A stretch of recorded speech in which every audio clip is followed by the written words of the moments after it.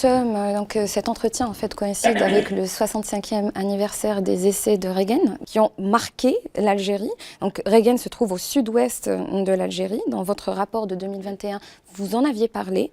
Et à votre avis, quelles actions devraient être entreprises par la France pour reconnaître pleinement cette injustice ?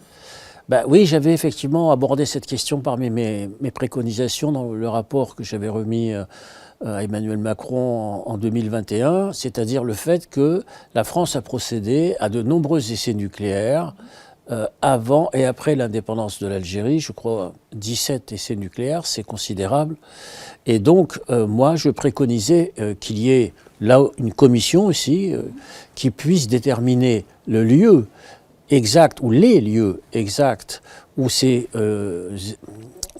expérimentations entre guillemets ont eu lieu, c'est-à-dire l'identification des lieux, et aussi, et ensuite bien sûr, une fois que cette identification est faite, de procéder à un nettoyage. C'est-à-dire la forme de réparation, ce serait effectivement d'enlever, de nettoyer, disons, tous ces déchets qui sont le produit, disons, de ces essais nucléaires qui ont fait de très nombreuses victimes après l'indépendance. C'est ça, rappelons-le, qu'il y a eu des générations par la suite qui ont justement souffert ça fait 3 générations. Absolument, donc il faudrait ça fait 3 générations. On avait eu le même phénomène aussi, il y a les essais nucléaires bien sûr, mais j'avais déjà signalé aussi le même type de phénomène au sujet des mines qui étaient posées aux frontières, en particulier tunisiennes et marocaines.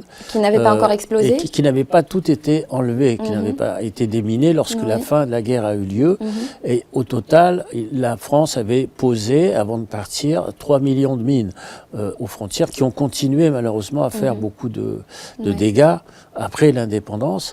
Et donc, par conséquent, il faut aussi disons, suivre ce qui s'est passé après 1962, et ça fait partie des suites, disons, à avoir au niveau des chantiers mémoriels, malheureusement, qui sont pour l'instant suspendus.